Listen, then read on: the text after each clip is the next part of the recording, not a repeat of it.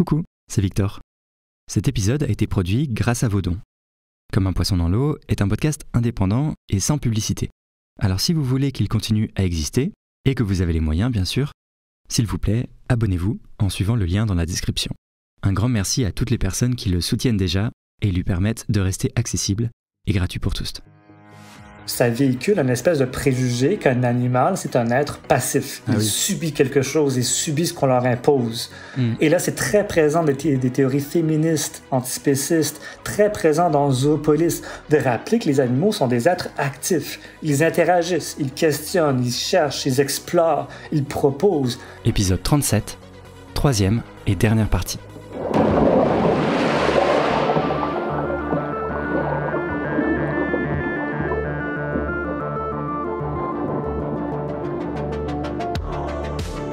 Salut, moi c'est Victor Durand-Lepeuch et vous écoutez un entretien de Comme un poisson dans l'eau, le podcast contre le spécisme.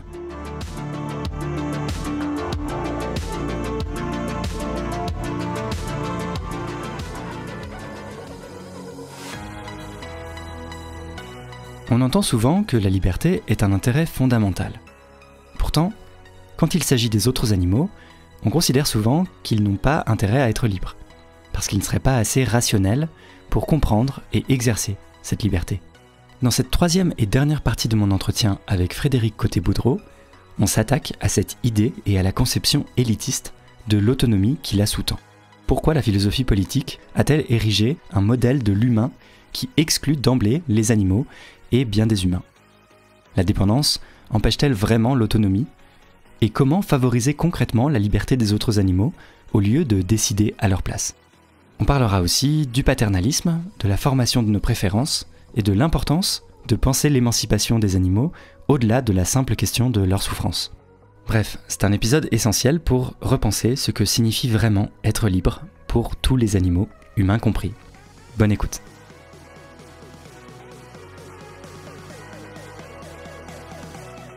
J'ai l'impression que pour suivre la discussion qu'on avait déjà sur comment penser ensemble, spécisme et capacitisme, et ce que ça peut faire naître de riche pour la réflexion, pour les deux mouvements, de penser conjointement ces questions-là, j'ai l'impression que c'est en partie ce que vous faites dans votre thèse, et peut-être qu'on peut y rentrer un peu plus dans le détail désormais. Notamment, un des constats que vous dressez dans cette thèse, et que vous critiquez, c'est que beaucoup de philosophes, et même des philosophes plutôt antispécistes, ont considéré que les animaux n'ont pas d'intérêt à la liberté, sous prétexte qu'ils n'ont pas certaines capacités rationnelles, justement, qui seraient, selon eux, parce que c'est plus souvent des hommes, indispensables pour que la liberté nous importe ou soit un bien pour nous. Et ça, c'est quelque chose que vous critiquez, cette condition-là mise sur la liberté.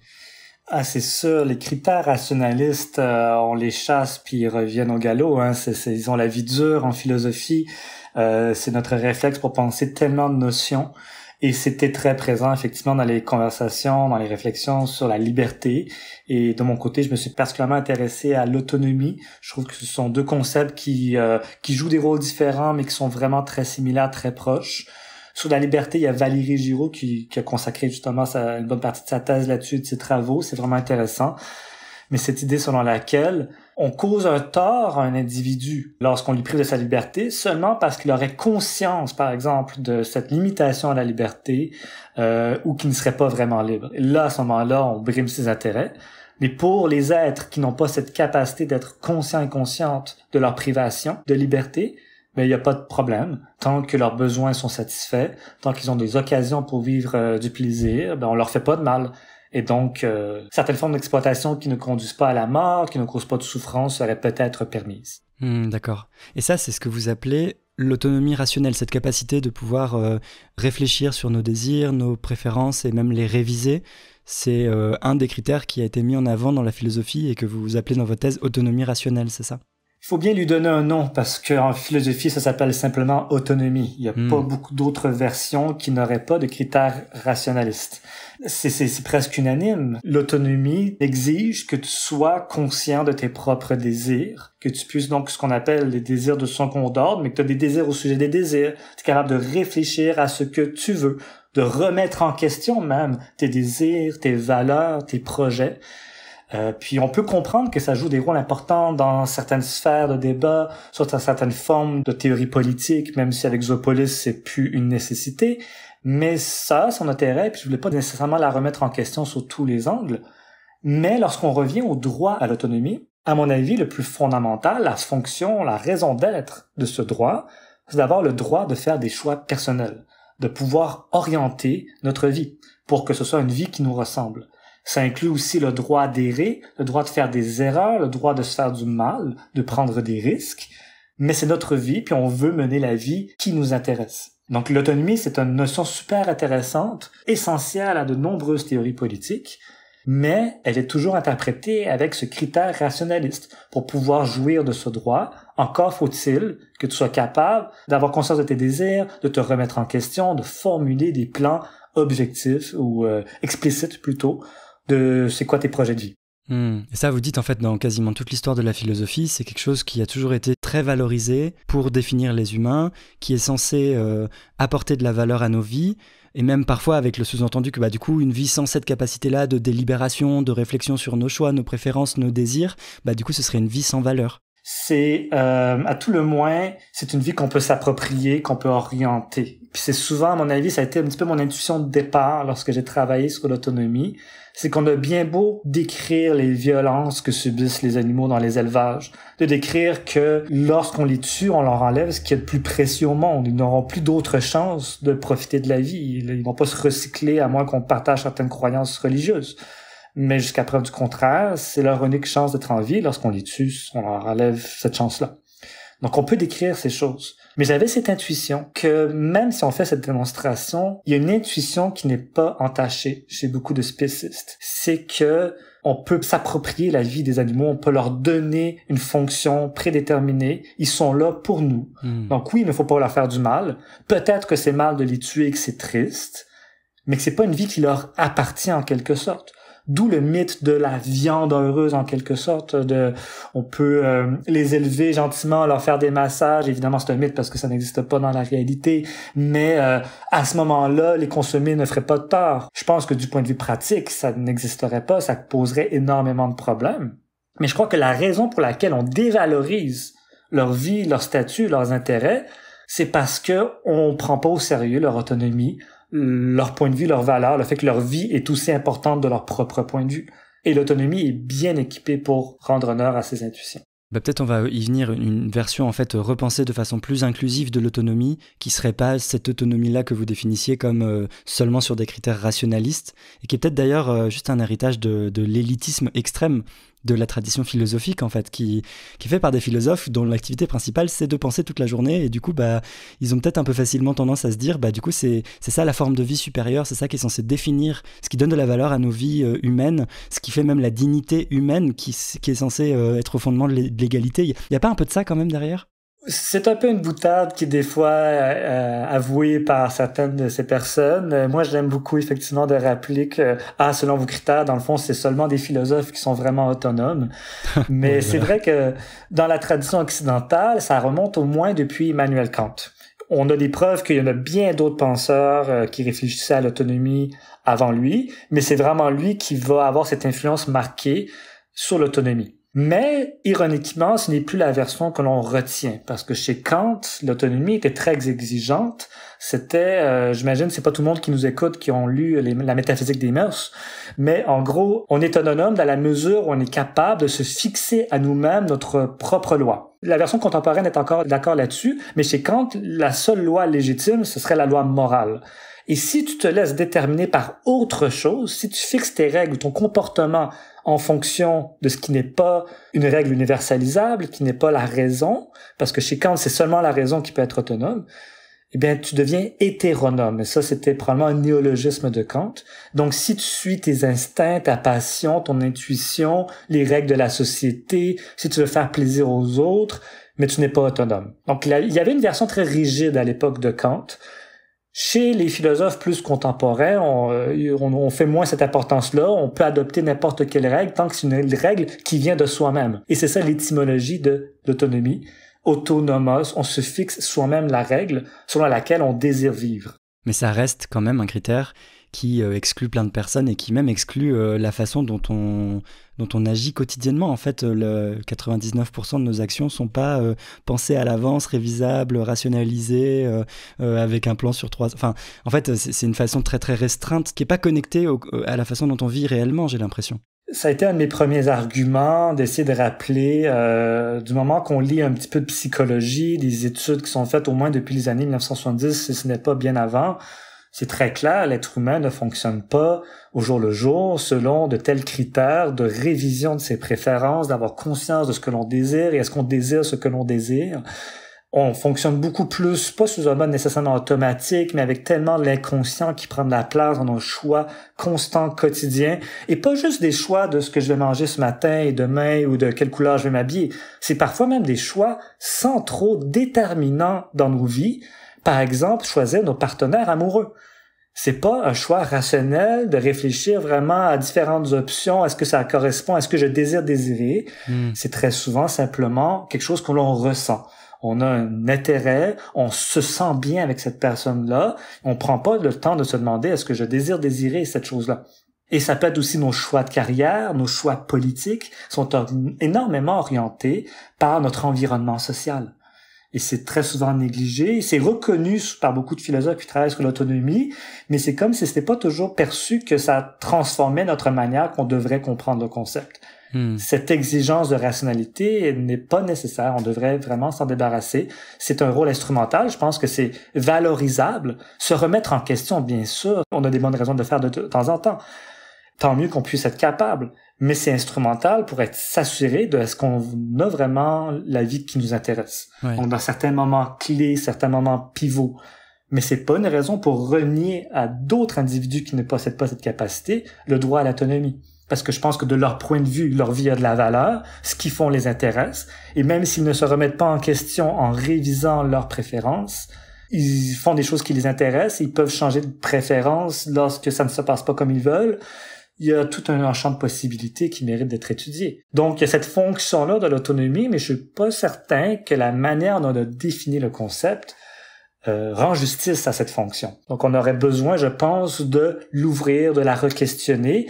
Et je n'ai pas été novateur là-dessus. Ça a été, par exemple, une enquête lancée par de nombreuses féministes qui ont développé ce qu'on appelle l'autonomie relationnelle. C'est de rappeler justement que notre autonomie n'est pas une propriété individuelle qu'on émerge par nous-mêmes, qu'on se remet en question. C'est quelque chose qui est développé dans la vie d'un individu, dans son développement, en fonction de son environnement. Est-ce que c'est un environnement qui accueille certaines formes de remise en question ou qui le rejette et c'est moins bien perçu, il faut que tu vives un certain mode de vie. Donc on voit qu'il y a des formes qui favorisent et qui diminuent ton autonomie. D'autres propriétés comme la confiance en soi. Ça va être très difficile d'avoir la vie qui t'intéresse, de faire les choix, de t'affirmer si tu n'as pas confiance en toi. Et cette propriété-là n'est pas un produit de toi-même, c'est aussi quelque chose qui est développé par l'environnement dans lequel tu as grandi. Donc l'autonomie relationnelle, c'est de rappeler que l'autonomie dépend d'un milieu social. Comment est-ce qu'on le développe, comment qu'on y répond, comment qu'on le protège, ou au contraire, comment est-ce qu'on le diminue, qu'on le néglige. Ah oui, d'accord. Donc c'est plus tant pensé comme seulement quelque chose d'intrinsèque, mais à nouveau comme quelque chose qui est aussi relationnel, qui dépend des contextes, qui dépend des personnes qui nous ont donné confiance en nous, qui nous ont donné accès à plus de choix, qui ont enrichi et favorisé notre autonomie en fait.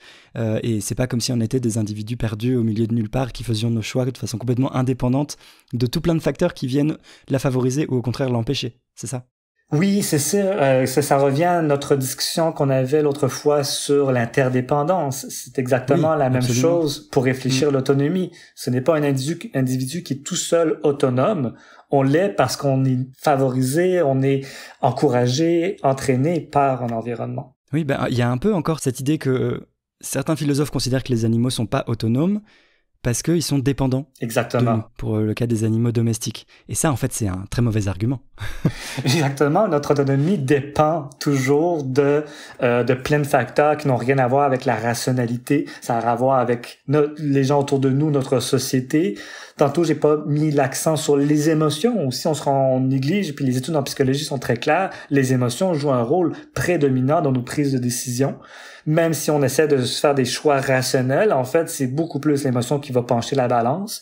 On le voit dans des cas où des personnes ont subi des accidents qui ont affecté une partie de leur cerveau qui était plus rationnelle dans la prise de décision. Et ce sont des personnes qui ont la difficulté à décider. Il faut presque faire une colonne de plus et de moins. Ça leur prend une éternité. Les émotions sont essentielles. Et on le voit aussi, c'est comme ça que fonctionnent beaucoup d'animaux.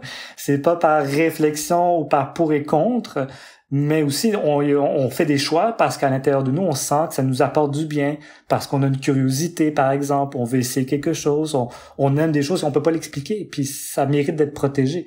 Oui, donc là on voit bien, les animaux, ils peuvent faire preuve d'autonomie si on leur donne les conditions pour pouvoir les exprimer, ou si juste on se rend compte et on fait un minimum attention qu'ils sont en train d'exprimer des préférences, une certaine conception de leur vie bonne, même si c'est pas une conception rationalisée. En fait, dans leur quotidien, dans leur façon de vivre, ils expriment déjà de l'autonomie. Ils expriment des choses qui sont importantes de leur point de vue. Pourquoi ça ne mériterait pas d'être écouté, à tout le moins? Ouais. Mais ensuite, moi, je ne suis pas un absolutiste de l'autonomie. On peut l'être au début de ces études, mais on finit par remarquer que les problèmes sont toujours plus complexes qu'on le soupçonnait. J'aime bien rappeler que l'autonomie et le paternalisme, c'est comme les deux côtés d'une même médaille. On ne peut pas avoir une discussion sur le droit de faire ses choix personnels sans en même temps essayer de réfléchir dans quelles conditions ce serait légitime d'intervenir dans la vie de quelqu'un, par exemple parce que cette personne-là se fait des torts. Donc, le paternalisme, c'est d'intervenir lorsque quelqu'un se fait du mal à lui-même. Est-ce que c'est justifié ou non? Et au nom de son bien, c'est ça, c'est de lui imposer des choses, mais pour son propre bien. C'est ça le paternalisme. Voilà. Et donc, pour moi, le paternalisme, j'avais un peu l'impression, l'intuition que c'est quelque chose de toujours mal, de toujours à éviter. Et j'ai l'impression que vous êtes en train de dire que c'est parfois justifié. On le prend un peu pour acquis que c'est toujours mal, mais j'ai pas toujours l'impression que c'est comme ça qu'on mène nos interactions quotidiennes. C'est pas qu'on empêche les gens de faire certains choix, mais de un, on crée une structure d'opportunité, pour le dire un peu en termes techniques, qui oriente certains choix puis qu'on décourage d'autres types de choix. Mais il y a aussi certaines choses qui sont strictement interdites, même si tu as envie de le faire en étant pleinement conscient. Sauter en bas d'un avion sans d'un parachute, je pense qu'on est autorisé à t'empêcher de le faire, n'est-ce pas? On a peut-être moins ces occasions-là dans la vie de tous les jours, mais on est constamment dans une discussion publique à savoir qu'est-ce qui devrait être permis ou pas toléré au nom justement des dangers que ça pose pour chacun. Donc peut-être que ce serait beaucoup plus délicat d'intervenir dans la vie d'un être rationnel qui est vraiment conscient de ses choix, puis qu'on a vraiment validé, on lui a offert plein d'informations, cette personne-là veut prendre ses risques malgré tout. Et dans d'autres cas, peut-être qu'on peut intervenir un peu plus, mais il faut quand même, à mon avis, que le fardeau de la preuve soit du côté de l'intervention. Est-ce que oui, limiter la liberté d'un individu, c'est justifié pour son propre bien? Mais c'est pas dans ces termes-là qu'on avait ces conversations en éthique animale, parce qu'on leur reconnaissait de prime abord même pas le droit à la liberté. Et donc, on pouvait manipuler leurs désirs, on pouvait leur donner un but, c'est-à-dire servir une entreprise économique, etc. Ou même juste servir pour le divertissement, pour la compagnie. Je pense que ça peut être problématique si on les prédestine à cette fonction sans vraiment valider est-ce que ça les intéresse autant. Donc, il faut se poser la question, est-ce que ce sont aussi des choses que les animaux veulent faire? Ah ouais, en fait, si on part du principe qu'ils n'ont pas d'autonomie, c'est même plus du paternalisme, c'est une imposition complète sur leur vie qui peut se faire, un non-respect total de leurs préférences, de leurs désirs, parce qu'on considère qu'ils n'ont pas d'intérêt à voir ces préférences et ces désirs respectés. On se donne le droit de les exploiter, mais tant que ça leur fait pas du mal au sens physique en termes de souffrance psychologique, ou tant qu'on ne les tue pas, ce serait excusé. Mais ça, c'est pour ça que j'essaie de faire une alliance aussi avec les études critiques sur le handicap, parce qu'effectivement, c'est considéré aussi problématique. Pourquoi est-ce qu'on insiste autant sur des critères rationalistes? C'est aussi, ça peut exclure effectivement le droit à l'autonomie des personnes qui ont une déficience intellectuelle, et ainsi de suite. Si on prend plutôt le point de vue que c'est leur vie, il faut s'intéresser à leur point de vue. Oui, peut-être ces personnes vont faire des choix risqués, mais à ce moment-là, on va les accompagner, on va leur parler des dangers, on va s'assurer qu'elles ont des compétences peut-être pour affronter les risques, mais sans interdire tout d'un coup au prétexte qu'il y a certains risques. La vie a des risques, puis il faut accueillir, accommoder pour minimiser les risques sans priver les individus de toute liberté. Oui, en fait, ça, c'est vraiment au cœur de l'autonomie. C'est aussi la possibilité de se tromper, de prendre des risques, de faire des choix qui sont pas optimaux ou qui peuvent en fait nous nuire. Genre, si on a envie de fumer, c'est pas dans notre intérêt. A priori, ça va peut-être écourter notre vie, ça va nous donner des souffrances plus tard. Mais en fait, on a la possibilité de le faire si on reconnaît notre autonomie, de faire nos propres choix et y compris nos propres erreurs. En fait, si on n'a pas la possibilité de se tromper, c'est qu'on ne reconnaît pas de l'autonomie. En fait, si on peut pas faire des erreurs, c'est ça. Puis on peut faire un raisonnement par l'absurde. Ça donnerait quoi comme société si on pouvait toujours intervenir dans la vie de chacun aussitôt qu'il y a un risque? Donc je peux imaginer des scénarios de science-fiction où ça se passe pas très bien. Donc ce serait avec des bonnes intentions, un monde parfait, mais on vient complètement de retirer cette possibilité de mener notre propre vie qui comprend ces risques. Et l'exemple que j'aime bien proposer, c'est des fois des personnes qui acceptent en pleine connaissance de cause de rester dans un pays qui vit d'énormes difficultés économiques, voire même qui traverse une guerre civile ou une guerre conventionnelle. Des fois, on peut se dire, OK, je risque un peu ma vie, mais je préfère rester ici parce que c'est comme ça que je vois ma vie. Puis il y a quelque chose de probablement à valoriser là-dedans. On peut offrir la possibilité de partir, mais si une personne veut, malgré les risques, rester dans son pays, on va pas le forcer à quitter.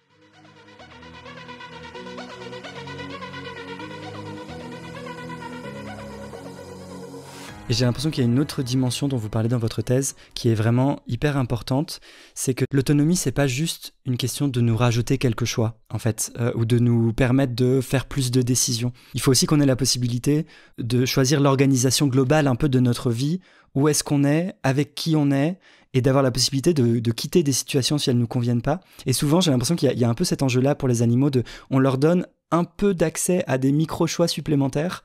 Et en fait, c'est pas toujours une façon de favoriser leur autonomie de façon plus globale, de vraiment choisir leur vie profondément. C'est fondamental dans la réflexion d'autonomie, effectivement, cette idée, surtout si on la pense non en des termes rationalistes, mais dans des termes qui se rapprochent beaucoup plus du vécu et du quotidien de large éventail d'individus, que ce soit les personnes qui ont des capacités rationnelles d'autoréflexion, d'autodétermination, faudrait-il dire, ou des animaux qui n'ont pas ces capacités ou des personnes qui ont des déficiences intellectuelles. Pas juste leur donner le choix entre la crème glacée à la vanille ou à la fraise, évidemment, mais surtout des choix plus significatifs, de tester autre chose. Ensuite, il faut pas constamment exposer une personne à une nouvelle possibilité. À un moment donné, ça peut devenir énergivore, ça perd de son intérêt lorsqu'on a trop de choix. On va au restaurant, les véganes connaissent bien l'histoire, hein, lorsqu'on est habitué dans un restaurant où il y a 2 options, on se casse plus la tête, on va dans un bon restaurant, là tout à coup il y a tout un menu qui s'ouvre à nous. C'est la panique, exactement. Donc le but ça c'est nous pas... coûte, on passe 10 minutes à réfléchir sur la carte. C'est ça, il faut accepter qu'il y a un certain point de départ avec certaines options qui sont raisonnables. On peut pas visiter tous les pays du monde avant de faire le choix, OK, dans quel pays je vais mener ma vie. Ce n'est plus raisonnable. Mais si on n'a pas la possibilité de changer de pays pour des raisons arbitraires, là, effectivement, on peut considérer que c'est une enfreinte à notre liberté. Si un animal n'a jamais pu questionner ou d'avoir l'occasion de tester autre chose que les personnes avec qui il a grandi, de savoir est-ce qu'il voulait ou non participer proche des êtres humains. Souvent, l'exemple dans Zoopolis qui est proposé, ce sont les chevaux. Ce seront aux animaux de décider s'ils veulent cohabiter avec les êtres humains. Probablement que les chiens vont vouloir passer beaucoup plus de temps avec les êtres humains. Il va falloir adapter notre milieu de travail peut-être pour mieux les accueillir, nos espaces publics. Alors que les chevaux, ça va dépendre aux différents cas individuels, mais que plusieurs préféraient, s'ils ont leur donné l'option, de moins côtoyer d'êtres humains, puis de tranquillement s'isoler dans certaines prairies. Donc, ça mérite tout à fait, de leur point de vue, est aussi important. Et je pense qu'on manquait d'outils conceptuels pour honorer justement cette volonté, ce point de vue des animaux au sujet de leur propre vie, dans les choses qui les concernent le plus fondamentalement. Où est-ce que je vis? Avec qui j'entretiens et je noue des relations? Qu'est-ce que je fais de mes journées? C'est assez fondamental. Mais là, pour le moment, on a tout déterminé de A à Z. Dans l'exploitation, on a décidé du jour de leur naissance parce qu'on les produit. Et on a décidé d'avance le jour de leur décès parce qu'on va vendre leur corps ou on va exploiter leur corps pendant leur vie pour en retirer un certain bénéfice. Donc oui, on peut dire que c'est violent au sens physique, mais je voulais aussi rajouter, pour élargir notre imaginaire, que c'est une violence dans leur droit à la liberté, dans leur droit à l'autonomie. On leur a retiré la possibilité de se déterminer, de décider quel genre de vie ils ont envie de mener. Oui, en fait, fondamentalement, vous dites ce qu'il faut faire pour les animaux, c'est pas juste leur donner plus de bien-être et réduire leur souffrance, c'est aussi reconnaître leur statut d'autonomie et leur donner des possibilités de vraiment choisir leur vie et de reconnaître ces caractéristiques fondamentales chez eux aussi, c'est ça? C'est effectivement une critique qui a été développée par beaucoup de féministes antispécistes ou anticapacitistes, de se dire que notre manière même de conceptualiser ce que sont les animaux, lorsqu'on le fait uniquement dans des termes de souffrance, mais ça menait à un appauvrissement un petit peu de notre conception de ce qu'est un animal. On oublie à quel point que des fois, ne pas vivre la souffrance, c'est instrumental. Ça ne rendra pas notre vie plus intéressante par défaut. Encore faut-il avoir des choses intéressantes à vivre, des choses qui nous parlent nous-mêmes. Une vie sans souffrance, mais aussi sans plaisir, n'est pas une vie intéressante probablement. Je ne veux pas faire généraliser, mais on comprend l'argument. Effectivement, je fais une caricature. Il y a personne dans l'antispécisme qui veut abolir l'exploitation, qui a strictement cette vision-là de vie dans un monde sans souffrance, mais nécessairement aussi sans plaisir. Mais c'est pour nous rappeler, mais à quelles occasions on parle du point de vue des animaux, de ce qui les intéresse. Et peut-être que des fois, certains animaux vont accepter certains épisodes de souffrance, de difficulté, parce qu'ils accomplissent quelque chose qui les intéresse. Ils veulent explorer le sacrifice de soi, par exemple. Je ne sais pas à quel point c'est présent chez d'autres espèces animales, mais l'autonomie permet de rendre compte de cette valeur-là. Des fois, on prend des risques parce qu'on fait quelque chose qui est important pour nous, notamment de protéger les autres. Donc, je peux imaginer peut-être une jeune mère d'une autre espèce qui veut protéger ses petits au risque, justement, de se mettre en danger. Ah oui. C'est pas juste une question d'éviter de la souffrance. On veut aussi aspirer à faire des choses qu'on trouve importantes, qui sont pas strictement de l'ordre du plaisir aussi, mais que juste du sens de la valeur qu'on leur confère. Ouais. Oui, là c'est vrai qu'on a des cas en fait quand on commence à observer d'animaux qui expriment des intérêts qui sont d'un autre type que juste des intérêts de leurs expériences positives et négatives et qu'on reconnaît pas toujours chez eux, quoi. Et en plus, ça véhicule une espèce de préjugé qu'un animal, c'est un être passif. Il subit quelque chose, il subit ce qu'on leur impose. Et là, c'est très présent des théories féministes, antispécistes, très présent dans Zoopolis, de rappeler que les animaux sont des êtres actifs. Ils interagissent, ils questionnent, ils cherchent, ils explorent, ils proposent. Ils ont un point de vue sur le monde. Et ça mériterait qu'on s'y attarde. Effectivement, qu'on rentre un petit peu. Il y a Joséphine Donovan qui propose une forme de dialogue qui serait aussi dans les termes des animaux, de savoir qu'est-ce que les animaux veulent, qu'est-ce que nous on veut, où est-ce qu'on peut se rejoindre, qu'est-ce qu'on peut co-bâtir ensemble. Et donc, l'autonomie, la liberté vient beaucoup plus rendre justice. Et je pense que ça donne une libération animale qui est beaucoup plus à leur image, justement parce qu'on les inclut, on prépare un monde où est-ce qu'ils vont pouvoir avoir cette capacité justement à être eux-mêmes, à essayer des choses, à développer différents liens d'amitié, différents types de relations, ou peut-être préfèrent-ils rester isolés par eux-mêmes. Ce sera vraiment leur choix, ce sera la vie qui les intéresse. Je trouve ça incroyablement riche de repenser l'autonomie comme ça. En fait, c'est tout l'objet de votre thèse, c'est de présenter une théorie de l'autonomie que vous appelez inclusive, du coup qui soit inclusive notamment des autres animaux et de tous les humains en fait.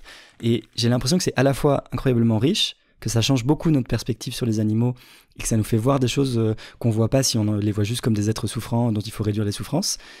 Et en même temps, ça ouvre vraiment la boîte de Pandore de tellement de questions très difficiles à penser dans le concret, dans comment on peut, dans plein de situations du quotidien, favoriser l'autonomie des autres animaux avec qui on vit, par exemple. Si je pense aux animaux domestiques, j'ai l'impression qu'il y a beaucoup de choses à penser et on n'a pas suffisamment pensé la question en fait pour avoir des réponses toutes faites sur comment, dans plein de situations différentes, on peut vraiment favoriser leur autonomie et on peut pas juste ne pas leur nuire, quoi. Et j'espère ne pas vous décevoir, mais je ne prétends pas du tout pouvoir résoudre les problèmes que ça soulève. Probablement que ça soulève plus de questions que de réponses. Oui. Mais je pense que ce seront les bonnes questions. On va être dans un champ plus intéressant. Mais probablement qu'il y aura d'autres interventions sur leur autonomie qu'on va devoir être forcé de faire. Souvent, ce qui est mentionné, c'est leur droit à la sexualité. La sexualité, chez beaucoup d'êtres humains, c'est une dimension intéressante et riche, du moins on souhaite, ça peut devenir une belle dimension de la vie. Ça pourrait peut-être, on ne sait pas trop au sujet des autres espèces animales, mais on peut pas non plus les autoriser à constamment avoir la sexualité autant qu'ils le souhaitent. Probablement qu'il y aurait des surpopulations. Est-ce qu'on serait capable de prendre soin de toute la reproduction que ça génère, de nouveaux individus que ça crée? Donc effectivement, il y a toujours un équilibre à aller chercher qui est très délicat. Mais il faut se poser ces questions-là, en effet. Et une autre chose que vous soulevez dans votre thèse, c'est l'idée que ça va pas de soi, plutôt même c'est faux de penser que l'autonomie c'est juste l'expression de ses préférences, parce qu'en fait il peut y avoir un problème avec les préférences qu'on a et la façon dont elles sont formées en fait. C'est pas immédiat de penser que pouvoir exprimer nos préférences ça nous rend plus libres. Parce qu'en fait, ça se trouve, c'est des préférences qui ont été forgées dans un cadre de domination. Je pense aux chiens qui sont dressés. Ils finissent par avoir des vraies préférences de faire certains comportements, par exemple. Ou je sais pas, j'ai pas d'exemple hyper précis, mais on se dit bien qu'il y a peut-être un problème avec la façon dont ces préférences, elles ont été acquises. L'autonomie, effectivement, invite la conversation au sujet de l'origine des préférences. Dans quel contexte les préférences ont été développées? Parce que, comme tu l'as bien expliqué, il y a des cas que ça peut facilement devenir problématique. L'exemple typique dans la littérature, ce qu'on appelle plus largement le problème des préférences adaptatives. D'ailleurs, peut-être la francophonie sera contente de savoir qu'on cite souvent Jean de La Fontaine et une de ses fables là-dessus sur le renard et les raisins, n'est-ce pas? Le renard aspirait à manger des raisins, n'y arrivait pas, et donc il s'est dit, probablement ils étaient trop sûrs. Donc, en fait, ils étaient pas bons. Vu que je peux pas y accéder, non, mais ils pouvaient pas être très bons. J'ai pas si envie de ça, finalement. Ouais. C'est ça, exactement. Puis ça nous arrive constamment, parce qu'effectivement, c'est un mécanisme de défense. On vivrait malheureuse si on était frustré constamment dans toutes les préférences qui sont générées à tout instant. Ah, donc on change nos préférences par rapport à la situation réelle ou à ce qu'on arrive à obtenir. Il y a quelque chose de tout à fait sain dans le processus, mais comme tu l'as dit, lorsque c'est dans un contexte où il y a des hiérarchies sociales, où est-ce qu'un groupe essaie d'imposer certaines préférences à un autre groupe, justement pour être mieux servi. Et j'allais dire, justement, l'exemple souvent cité, c'est le patriarcat. Ça a beaucoup préoccupé des féministes qui travaillent sur l'autonomie, justement, de vouloir libérer les femmes du patriarcat, alors que plusieurs femmes endossent des valeurs de famille traditionnelle, de répondre aux besoins de leur mari. Puis, évidemment, la solution, ce n'est pas de les libérer de force. Il y a pas grand monde qui défend ça, mais c'est de prendre conscience à quel point que l'oppression, c'est un système à plusieurs facettes qui est très complexe. Qu'en fait, une oppression, fondamentalement, c'est pas juste un pouvoir sur d'autres individus, c'est que c'est un pouvoir qui vient transformer qui sont les individus. Ça vient transformer leur identité même, leur volonté, leurs préférences, comme on le disait. Et donc, il faut avoir cette réflexion effectivement plus large. Dans quel contexte chacun d'entre nous, on forme certaines préférences? Est-ce qu'on le fait dans un contexte d'une société d'égaux? Ou est-ce qu'on a le droit de refuser ce qu'on nous propose? Ou est-ce qu'il y a une diversité d'opinions assez saine? Donc, il n'y a pas une réponse déjà prête à cette question-là, mais on voit dans quel terme on doit se poser la question. Et effectivement, tu as nommé les chiens qui sont dressés. On peut réfléchir à beaucoup de contextes où est-ce qu'en apparence, on respecte les désirs des animaux, mais on les a forgés justement pour qu'ils répondent à nos désirs. Mais là, à mon avis, c'est un cas assez clair de violation de leur autonomie. Mais en fait, plus largement, j'ai l'impression qu'on va avoir du mal à déterminer pour les animaux domestiques lesquelles de leurs préférences sont authentiques et comment ils peuvent être réellement autonomes, dans la mesure où ils sont de la propriété. C'est leur statut, ils ont très peu de protection et on a quasiment le droit de vie ou de mort sur eux aussi, ou en tout cas, on a une très grande domination qui est autorisée légalement sur les animaux, y compris les animaux domestiques. Et donc j'ai l'impression que le contexte est un contexte de domination totale qui va avoir un impact gigantesque sur la possibilité même de leur autonomie, non? C'est pour ça qu'il y a des personnes qui autant trouvent-elles intéressantes les propositions de Zoopolis, mais on ressent l'appel de revenir à une abolition qui viendrait à extinction les espèces domestiquées. Peut-on vraiment penser des termes de cohabitation qui ne seraient pas dans des termes de domination, où les êtres humains ne se donneraient pas constamment un privilège spéciste de se donner priorité, de se donner plus d'importance, et que les animaux n'auront pas vraiment retrouvé leur change. Je comprends ce risque-là, c'est un risque très sérieux. Le chemin pour se rendre à une société égalitaire n'est pas tracé d'avance, je ne connais pas la recette. Et il sera long probablement. Il sera très long, mais on voit qu'il faut travailler sur notre imaginaire, sur notre manière d'entrer en relation avec les animaux. Les notions, par exemple, d'amitié, de se préoccuper, de prendre soin, c'est quoi la place qu'on leur donne au quotidien. Peut-être même l'effet de les rendre plus visibles dans l'espace public. D'avoir même cette conversation sur la perspective des animaux, sur leur droit à l'autonomie. J'espère que ça va préparer le terrain, parce qu'on va être plus nombreux à ne pas être la voix des animaux, mais à justement être leur porte-voix, de rappeler justement qu'ils ont un point de vue. Oui, il y a beaucoup à penser et je pense que ça fait déjà l'objet en fait d'énormément de recherches, de réflexions, de théorisation, puis juste de vécu quotidien avec des amitiés interespèces où on peut faire de son mieux pour développer l'autonomie. Mais comme on fait entre nous, en fait, on est aussi chez les humains, il y a aussi de multiples formes de domination et puis c'est loin d'être réglé, c'est ça. c'est pas réglé non plus. Plein de nos préférences sont aussi le fruit de domination ou de contraintes externes, internes. En fait, aussi entre nous, on a des moyens de favoriser l'autonomie de tous, l'autonomie collective en créant les conditions pour une autonomie générale du plus de personnes possible. Ça reste un horizon et comme tu le dis, peut-être c'est déjà pas évident pour les êtres humains, alors que sur papier, selon les institutions, on devrait être tous égaux et égales, mais dans la réalité, il y a encore beaucoup de relations de pouvoir, de dynamiques de pouvoir, mais faut définir l'horizon à laquelle on aspire. Je pense que c'est déjà essentiel et on va faire le plus de chemin possible. En tout cas, j'ai l'impression qu'on aura vraiment besoin de ces concepts que vous théorisez dans votre thèse d'autonomie, de paternalisme, de préférence adaptative.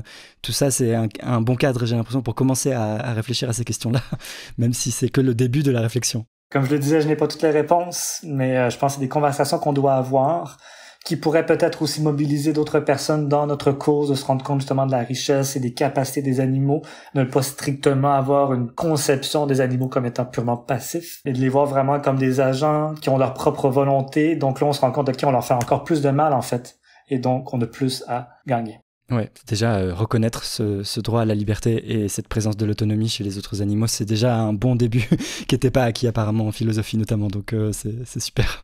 Frédéric Ottet-Boudreau, j'ai un petit rituel, comme un poisson dans l'eau, c'est de demander à mes invités 3 recommandations à la fin de l'entretien. Alors, quelles sont les vôtres ?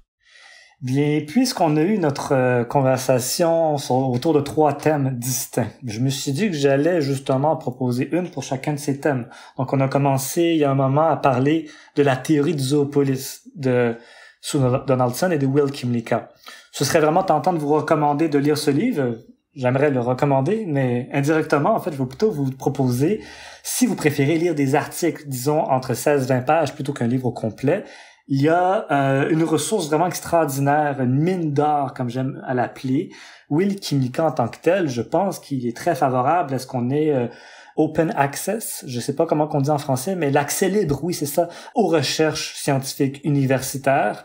Et donc, plus ou moins clandestinement, il met tous ses articles sur un site, un réseau qui s'appelle academia.edu. Et donc, c'est vraiment une mine d'or. Il y a une section Animal Rights, dans lesquels vous allez retrouver les articles qu'il publie sur les réflexions justement de Zoopolis, de réfléchir à l'agentivité, l'inclusion, la citoyenneté et beaucoup d'autres sujets évidemment que nous n'avons pas eu le temps d'aborder. Donc j'ai presque envie de vous dire, vous trouverez probablement quelque chose pour vous satisfaire, pour vous plaire là-dedans. C'est vraiment très très riche. Peut-être que l'article en question qui moi m'a été le plus utile dans mes propres recherches, il s'intitulait Rethinking Membership and Participation in an Inclusive Society, repenser l'inclusion et la participation dans une société inclusive, et ça parlait à la fois des enfants, des autres animaux et des personnes qui ont des déficiences intellectuelles. Ma deuxième recommandation, donc nous avons parlé du capacitisme, puis des liens justement et des tensions avec le mouvement de défense animale. L'ouvrage incontournable sur la question, c'est vraiment Brave Bête de Sunora Taylor. Je crois que ça a été déjà, peut-être pas recommandé, mais mentionné au fil de tes saisons, dans le podcast. Maintenant, j'espère pouvoir le faire plus clairement, justement. C'est un livre qui est vraiment superbe. Ça aborde beaucoup de questions et en plus, ce n'est pas trop philosophique. Souvent, donc moi, je suis enseignant, je fais lire le chapitre 2 qui s'appelle Qu'est-ce que le handicap? Je le fais souvent lire à mes groupes, puis c'est un des textes qu'ils préfèrent dans l'année. Ce chapitre-là parle surtout du handicap et à peu près pas des animaux, mais ça c'est écrit vraiment dans des termes beaucoup plus accessibles. Elle relate beaucoup de son expérience de militantisme, de ses réflexions, de ses doutes. C'est vraiment intéressant. Comme on disait tantôt, il nous faudrait l'occasion de beaucoup plus être sensible à la cause anticapacitiste, à la réalité des personnes qui ont un handicap. Vraiment, c'est une occasion de le faire en terrain familier parce que c'est aussi une personne qui défend les droits des animaux et qui fait constamment des liens entre les deux. Donc, pour veiller à l'émancipation commune. Ma troisième recommandation, donc nous venions de discuter de mes travaux sur l'autonomie. Donc on essayait de réfléchir justement il y a un instant à quoi pourrait ressembler une société dans laquelle les animaux sont plus respectés dans leur volonté, dans leurs préférences, moins dans un cadre de domination. Alors ma recommandation, ce serait de regarder du côté de certains sanctuaires pour animaux de ferme, notamment celui que j'ai en tête, le sanctuaire Vine au Vermont, qui a été co-créé et qui est maintenant surtout géré par l'activiste Patrice Jones, qui est très influente dans les théories queer en éthique animale. Et son sanctuaire, il est vraiment magnifique. J'ai eu l'occasion d'y aller pour 2 jours il y a quelques années et j'avais vraiment l'impression de voir justement ces interactions beaucoup plus égalitaires, un environnement où est-ce qu'on se souciait de la perspective des animaux, de leur individualité, de voir que c'est pas tous les membres de la même espèce qui veulent la même chose. Par exemple, les vaches sont à peu près dans 3-4 camps différents parce qu'il y a des vaches qui ne veulent plus rien savoir à peu près des êtres humains, sont isolées loin dans une forêt, ils vont juste chercher de la nourriture de temps en temps et ils retournent dans la forêt. Puis j'avoue que j'avais jamais vu cette image-là de vaches dans une forêt. Mais oui, c'est parce vrai. que dans l'élevage, elles sont toujours dans des champs ou enfermées. Mais en fait, les vaches aiment beaucoup les forêts. C'est un meilleur territoire pour justement se camoufler, pour être protégées. Ensuite, il y a des vaches qui préfèrent un petit peu l'entre-deux, proches de la forêt, mais n'ont pas de gêne à être avec des êtres humains. Et il y a quelques individus, c'est plus l'exception, mais qui ne sont pas intéressés à passer leur journée avec d'autres vaches. Elles aiment ça être avec des oies ou des chats, puis elles sont très proches des êtres humains et de plein d'autres espèces. Et ce sanctuaire, justement, est toujours à l'écoute de leur manière de gérer le quotidien. Mais qu'est-ce que tel individu a envie d'avoir comme environnement? Quel genre de lien il a envie de nouer? Donc, on a ici une fenêtre vraiment intéressante sur ce monde possible où on porterait, justement, à l'autonomie des animaux. Donc, je vous le recommande. Je pense pas que ce sera facile pour vous d'aller le visiter. C'est pas vraiment ouvert au public, sauf certains moments par année. Mais peut-être aller voir leurs réseaux sociaux, leur page Facebook. Si vous en avez les moyens de leur faire un don, ce serait vraiment magnifique. Mais oui, c'est à tout le moins que vous sachiez que ça existe. Pour moi, c'est une belle recommandation à vous faire. Et je suis sûr qu'il y en a plein d'autres sur d'autres continents, effectivement, qui honorent ces engagements-là. Oui, je suis sûr qu'on peut en trouver aussi dans tous les pays où qu'on soit. Merci beaucoup pour ces recommandations, Frédéric Côté-Boudreau, et surtout merci infiniment d'être venu dans le podcast pour parler de tous ces sujets passionnants et vraiment importants. J'avais envie de faire cet épisode depuis avant d'avoir lancé le podcast, donc je suis vraiment très très heureux qu'on ait pu faire ça. Tout le plaisir est pour moi, c'était vraiment un grand honneur de pouvoir aborder cet thème important. Donc merci pour les personnes qui nous écoutent et merci Victor de ton invitation.